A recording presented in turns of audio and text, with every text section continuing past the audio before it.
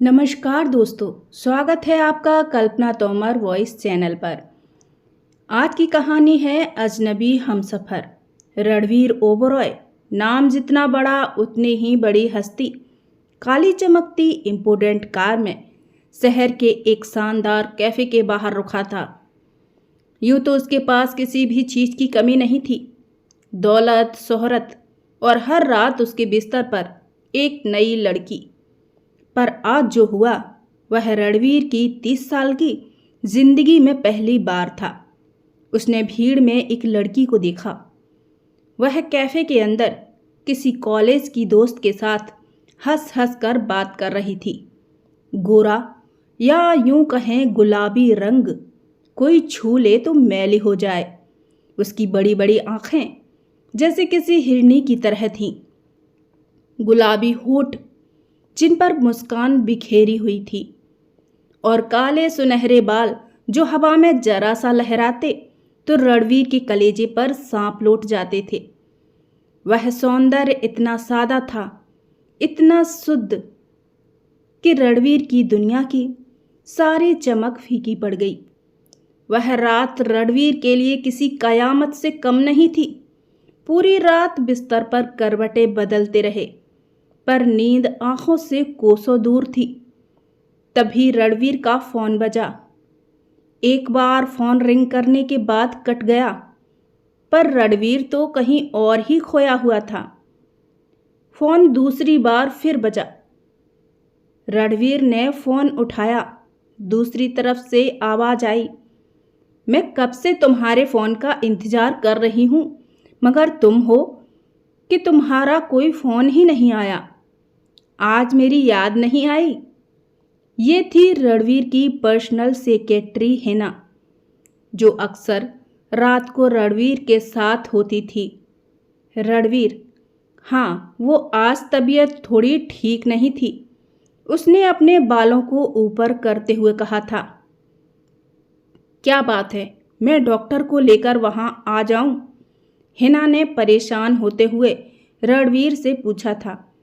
नहीं, इसकी कोई ज़रूरत नहीं है, सुबह बात करते हैं। उसने जल्दी से फ़ोन काट दिया। रणवीर की आवाज़ ठंडी थी। हिना को उसका बर्ताव अजीब सा लगा। उसने पहले तो हिना से इस तरह से कभी बात नहीं की थी, मगर आज तो हर तरफ दीवारों पर अंधेरे में भी सिर्फ अवनी का चेहरा घूम रहा था।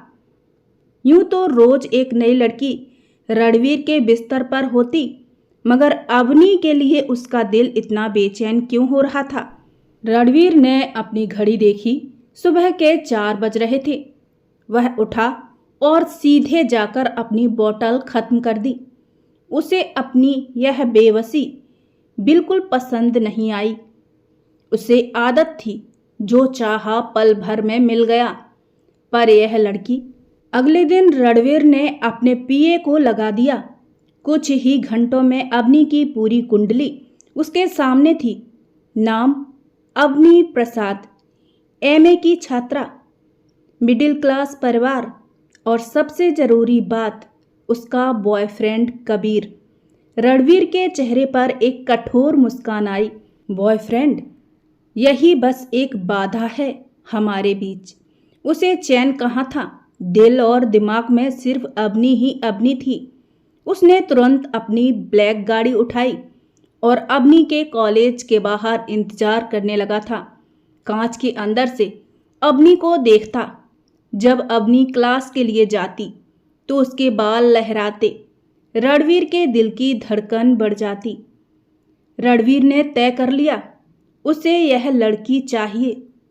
और उसे यह भी पता था कि अवनी उन बाकी लड़कियों जैसी नहीं, जो एक रात या 2 रात उसके साथ गुजारेगी। उसकी आंखों की सच्चाई ने उसे बता दिया था कि वह ऐसी चीज नहीं है जो बाजार में बिकती है। तो क्या अब शादी? रणवीर ने खुद से पूछा। हाँ, उसकी आंखों में चमक आ गई थी। उसने शादी का फैसला किया। उसने सोचा, 1 या 2 दिन गुजारने के बाद जब मन भर जाएगा उसे छोड़ दूंगा।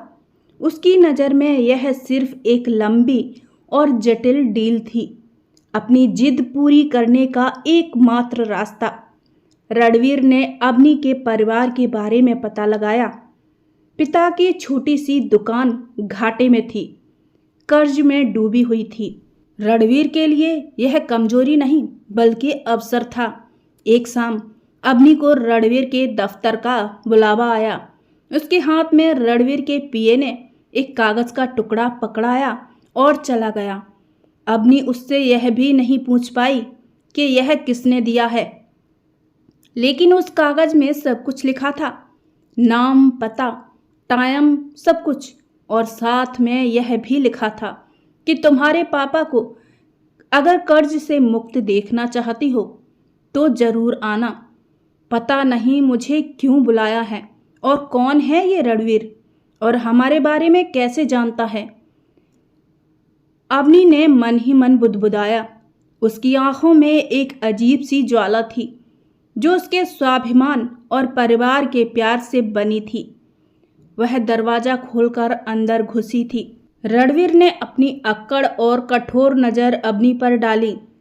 अवनी को देखते ही उसकी नज़रें उस पर ठहर गई थीं। उसे दूर से देखना जितना ही हैरान करने वाला था, करीब से देखना उतना ही जादुई था। बड़ी बड़ी हिरनी जैसी आंखों वाली वो लड़की बड़ी ही शिद्दत से उसका दिल अपनी तरफ खींच रही थी कि वह देर तक उसकी आंखों में देखता ही रहा। फिर अपनी जगह से खड़ा हुआ और अपने हाथ पीछे करके खिड़की की तरफ मुंह करके खड़ा हो गया था। मिस अवनी, मुझे घुमा फिरा कर बातें करना नहीं आता। जो कहूँगा साफ कहूँगा। उसने बिना रुके अवनी को अपनी बात बतानी शुरू कर दी थी। अवनी, तुम हैरान हो रही होगी कि मैं तुम्हारे बारे में इतना कुछ कैसे जानता हूँ। उसने अवनी के अंदर के विचार पढ़ते हुए कहा था। उसने अवनी को कुछ बोलने का मौका ही नहीं दिया था। फिर खुद ही बोला, अवनी, मैंने तुम्हें एक कैफ़े में देखा था। तब से लेकर आज तक तुम्हारा चेहरा मेरी आंखों से नहीं हट रहा है। सोते जागते बस तुम्हारा ही ख्याल रहता है। मगर मैं नहीं जानता ये क्या है और क्यों हो रहा है मेरे साथ। लेकिन मैं तुमसे अब शादी करना चाहता हूँ। वो आकर कुर्सी पर बैठ गया था। उसने कागजात अवनी के सामने रख दिए थे। शादी 1 साल के लिए, बदले में तुम्हारे परिवार की सारी तकलीफें खत्म। अवनी का दिल टूट गया। वह जानती थी कि यह सिर्फ रणवीर का जुनून है जो उसे बर्बाद कर देगा। अवनी के चेहरे पर गुस्सा उभर आया था। वो अपनी जगह से खड़ी हो गई थी। उसने अपने दोनों हाथ टेबल पर मारते हुए बोली, मिस्टर रणवीर ओबरॉय, आप खुद को क्या समझते हैं कि किसी भी लड़की को अपनी दौलत से खरीद लेंगे? मैं आपकी ऐसी कोई बात नहीं मानने वाली हूँ। मैं जिस लड़के से प्यार करती हूँ उसी से शादी करूँगी। ये मेरा आखिरी फैसला है। अवनी अपना फैसला सुनाकर दरवाजे की तरफ मुंह करके चली जाती है और गेट धड़ाम से बंद हुआ था। लेकिन रणवीर हार मानने वालों में से नहीं था। सूरज डूब चुका था और राम प्रसाद अपने घर के सोफे पर बैठे माथे पर हाथ फेर रहे थे। उनके दिमाग में सिर्फ एक ही शब्द गूंज रहा था, कर्ज। तभी दरवाजे पर एक भारी और आत्मविश्वास से भरी दस्तक हुई। रमेश प्रसाद उदास स्वर में, कौन होगा इस वक्त? कमला प्रसाद रसोई से, देखिए तो शायद कोई पैसे मांगने वाला आया होगा, कह दीजिए कल आए। रमेश प्रसाद उठकर दरवाजा खोलते हैं। सामने ऊंचा सूट पहने सख्त चेहरे वाला आदमी खड़ा था, रणवीर ओबरॉय। रमेश प्रसाद आश्चर्य से देखते हुए बोले थे, जी कहिए, मैंने आपको पहचाना नहीं। रणवीर, ठंडा और सादा हुआ स्वर, जी मैं रणवीर ओबरॉय, मैं आपकी कुछ मदद करना चाहता हूँ। रमेश प्रसाद, मदद? मैं तो किसी बड़े आदमी को नहीं जानता। रणवीर, आप मुझे जान जाएंगे। मैंने आपकी दुकान के बाकी कर्जदारों को आज सुबह ही फ़ोन कर दिया है। आपका सारा डाटा मेरे पास है। रमेश प्रसाद का चेहरा सफ़ेद पड़ गया था। वह हैरान थे। वह तो ऐसे किसी शख्स को नहीं जानते थे। आखिर यह कौन है?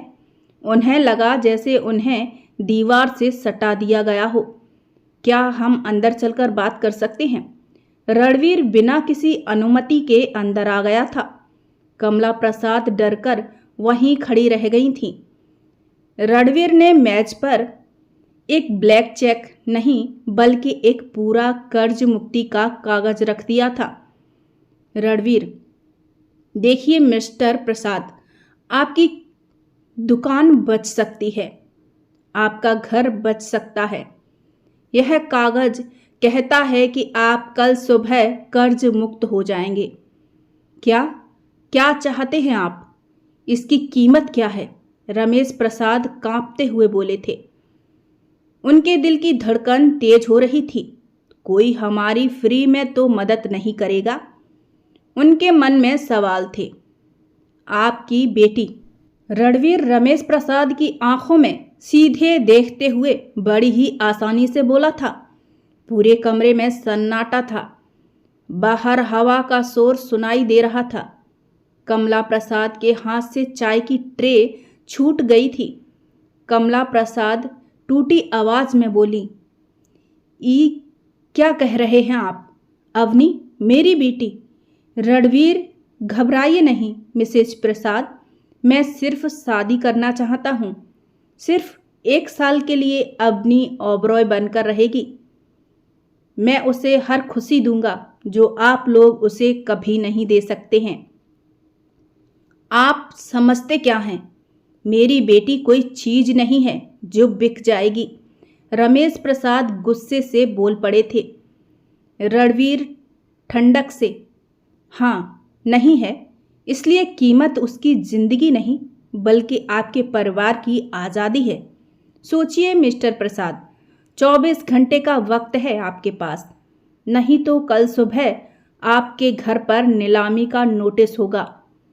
रणवीर उठा और दरवाजा खोलकर चला गया था। रमेश प्रसाद वहीं जमीन पर बैठ गए थे। अवनी घर आई। उसने दरवाजे पर इतनी महंगी गाड़ी देखी। अंदर उसे पता चला कि उसके पिता पर क्या तूफान आया है। अवनी पिता को देखते हुए, पिताजी, क्या हुआ है? कौन था वो आदमी? कमला प्रसाद रोते हुए, वो राक्षस, वो तुमसे शादी करना चाहता है अवनी, ताकि हमें कर्ज से आज़ादी मिल सके। अवनी के हाथ से कॉलेज बैग छूट गया था। उसके दिमाग में कबीर का चेहरा घूम गया। दुनिया की कोई ताकत हमें अलग नहीं कर सकती। कबीर के शब्द अवनी खुद से फुसफुसाते हुए, शादी रणवीर ओबरॉय से? मैं उसकी जिद पूरी नहीं होने दूंगी। जब मुझ पर जोर नहीं चला तो यहाँ चला आया। रमेश प्रसाद आंखों में आंसू भरकर बोले थे, बेटा, मना कर दो, मैं कर्ज चुका लूँगा, तू उस नर्क में मत जा। अवनी की अंदरूनी दृढ़, पिताजी कर्ज चुका लेंगे? कैसे? अगर उन्हें कुछ हो गया तो? अवनी मजबूत आवाज़ में, नहीं पिताजी, आप ठीक होंगे। माँ, आप चिंता मत कीजिए, मैं उस आदमी से शादी करूँगी, पर मैं सिर्फ एक दीवार बनकर रहूँगी। वो मेरी आत्मा को कभी नहीं छू पाएगा। अवनी अपने कमरे में चली गई। उसने कबीर को एक आखिरी दर्द भरा फ़ोन किया। अवनी कांपती हुई आवाज़ में, कबीर सुनो, मैं तुमसे अब प्यार नहीं करती। दम घुटता है मेरा इस गरीबी की जिंदगी से। अब मुझे अमीर बनना है। रणवीर ओबरॉय मुझसे शादी करना चाहता है। कबीर उधर से चीखते हुए, तुम झूठ बोल रही हो अवनी। तुम मुझसे मिलो अभी, इसी वक्त। अवनी आंखों से आंसू बहते हुए कठोरता से बोली, अलविदा कबीर, मुझे अब तुम्हारे प्यार की ज़रूरत नहीं है। अवनी ने फ़ोन काट दिया था और अपनी जिंदगी का सबसे बड़ा बलिदान दे दिया था। उसकी आंखें नफरत से भर गईं। 2 दिन बाद उसने कुछ लोगों को बुलवाया, अवनी से शादी कर ली। शादी बहुत ही सिंपल तरीके से हुई थी।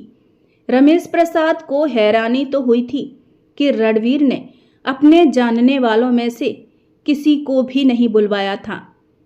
वहाँ कुछ ही लोग थे, उसके 3-4 दोस्त और उसकी माँ, बाकी कोई नहीं था। बस कुछ ही पलों में वो अवनी प्रसाद से अवनी ओबरॉय बन गई थी। वो बेजान और खामोश थी। अवनी ओबरॉय मेंशन में आई। घर में नौकरों की फौज थी। बस नहीं था तो सुकून। सुहागरात का कमरा मोंगरे की खुशबू और डर से भरा हुआ था। रणवीर जुनून से भरा हुआ अवनी के करीब आते हुए बोला, अब तुम मेरी हो अवनी, सिर्फ मेरी। अवनी पीछे हटते हुए आंखें स्थिर करके बोली थी, आगे मत बढ़िए रणवीर, मैं सिर्फ कबीर की हूँ, तुम मेरे कोई नहीं हो, कोई नहीं। अपनी सुहागरात पर अपनी ही पत्नी के मुंह से किसी और का नाम सुनकर रणवीर की आंखों में खून उतर आया था। उसने गुस्से से अपना हाथ टेबल पर रखे गमले में दे मारा। गमला नीचे गिरकर टूट गया था। फिर रणवीर हंसते हुए दर्द के साथ बोला, क्या कहा तुमने? अब तुम मेरी पत्नी हो। अब तुम्हारे मुंह से किसी और मर्द का नाम शोभा नहीं देता। कहते हुए उसने अवनी को अपनी बाहों में भर लिया था।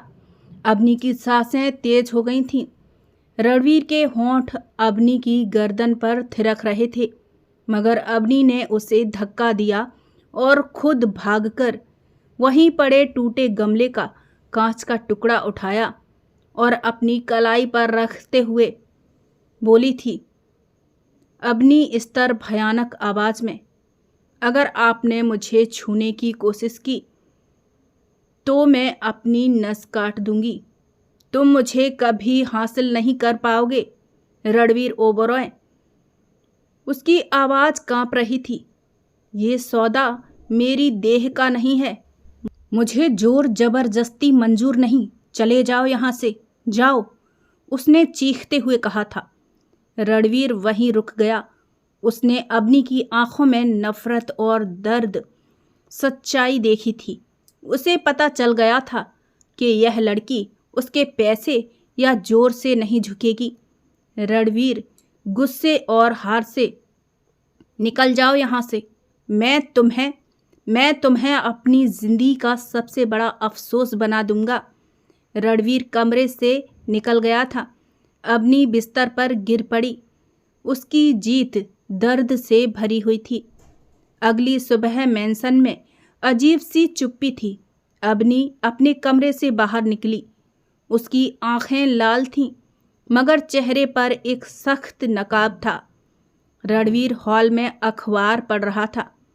रणवीर अखबार से नजरें हटाए बिना ठंडा स्वर में बोला, मुझे पता है तुम यहाँ कैदी बनकर आई हो। अब दिखावा करने की जरूरत नहीं है। तुम आज़ाद हो जब तक तुम मेरी आँख के सामने हो। अवनी सख्त स्वर में, मैं सिर्फ एक दीवार बनकर रहूंगी रणवीर ओबरॉय, जिसे आप छू नहीं सकते। रणवीर गुस्से से अखबार फेंकते हुए बोला, तुम मुझे चुनौती दे रही हो अवनी। याद रखो, तुम्हारी आज़ादी मेरी जिद की मोहताज है अवनी, और आपकी जिद मेरे स्वाभिमान की मोहताज है। अवनी मुड़कर रसोई की तरफ चली गई। रणवीर हार और जुनून के मिश्रण से जलता रहा।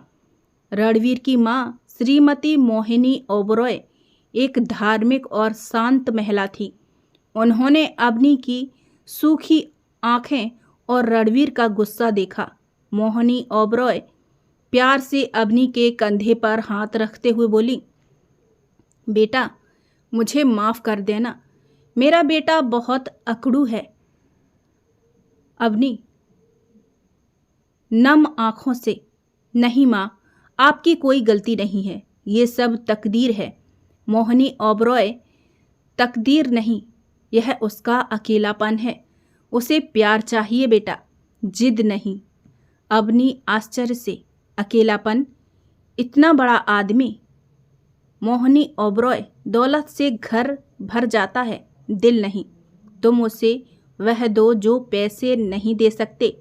अवनी को पहली बार रणवीर के बैरी कवच के पीछे एक दर्द दिखाई दिया। कुछ हफ्तों बाद रणवीर दफ्तर में काम करते हुए बुरी तरह बीमार पड़ गया। तेज बुखार और कमजोरी। नौकरों को भी डर लग रहा था। मोहिनी ओबरॉय अवनी से, बेटा, रणवीर को डॉक्टर ने आराम को कहा है, तुम थोड़ी देर देखोगी उसे? अवनी गुस्से में, क्यों? समझौते में नर्स बनना शामिल नहीं था। मोहिनी ओबरॉय शांत स्वर में, समझौते में इंसानियत भी शामिल होती है बेटा, ये तुम्हारा फैसला है। अवनी चुपचाप रणवीर के कमरे में गई। उसने देखा वह पसीने से भीगा हुआ था। उसका चेहरा अकड़ू नहीं बल्कि किसी कमजोर बच्चे जैसा लग रहा था।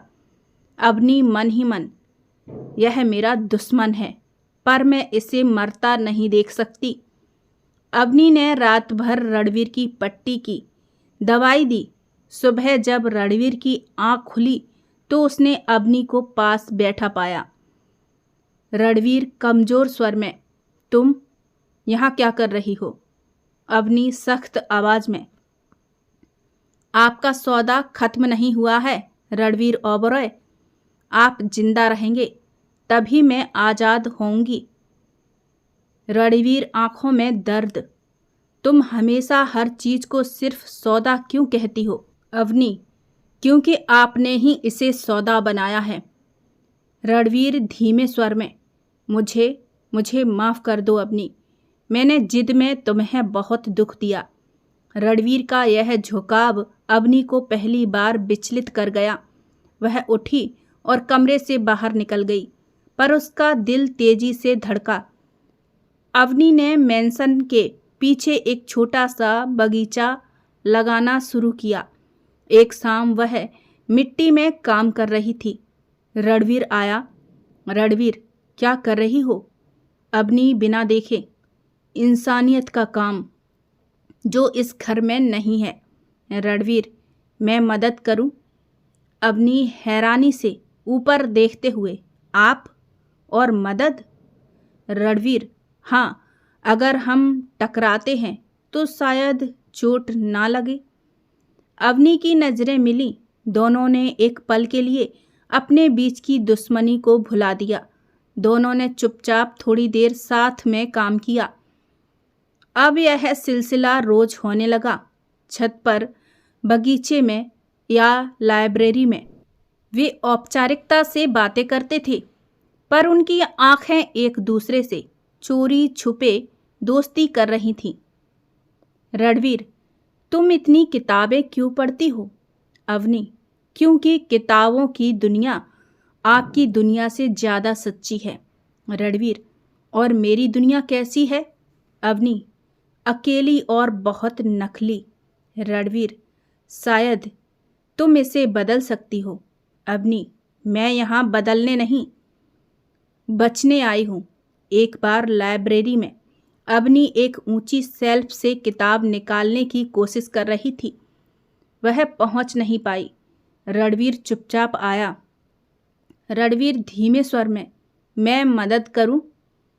इससे पहले कि अवनी मना करती, रणवीर का लंबा हाथ ऊपर गया। वह किताब निकालते हुए उसका हाथ अवनी के कंधे पर छू गया। दोनों एक दूसरे के इतने करीब थे कि सांसें मिल गईं। अवनी धीमी कांपती आवाज में, धन्यवाद। दोनों तुरंत दूर हटे। अवनी का दिल जोर जोर से धड़का। रणवीर भी विचलित था। यह अनजाना स्पर्श समझौते से बाहर था। अवनी के जीवन में तूफान आया जब कबीर ने उसे फिर फोन किया। कबीर टूटी आवाज में, मुझे पता है तुम झूठ बोल रही थी, तुम खुश नहीं हो अवनी। उस आदमी ने तुम्हें ब्लैकमेल किया है। अवनी गुस्से और दर्द में। मुझे फ़ोन मत करना कबीर, मेरा फैसला मेरा है। मैं रणवीर की पत्नी हूँ। अवनी ने फ़ोन काट दिया पर और रोने लगी। रणवीर ने यह सब दूर से देखा। उसका दिल जल गया। उसे लगा अवनी अभी भी कबीर से प्यार करती है। जलन और अधिकार की भावना से भरकर रणवीर ने अपना अकड़ूपन फिर दिखाया। रणवीर गुस्से में अवनी के कमरे में आकर, तुम अभी भी उससे बात करती हो? तुम मेरी हो अवनी, भूल गई क्या? अवनी क्रोधित, मैं सिर्फ कागजों पर आपकी हूँ, मेरा दिल आज़ाद है। रणवीर बाँह पकड़ते हुए, मैं इस दिल को भी खरीद लूँगा अवनी। बाँह छोड़ते हुए नफरत से, आप हार गए रणवीर ओबरॉय। आप मुझे जोर जबरदस्ती से नहीं जीत सकते। आप हमेशा मेरे बैरी ही रहेंगे। रणवीर को उसकी आंखों में फिर वही कांच वाली धमकी दिखी।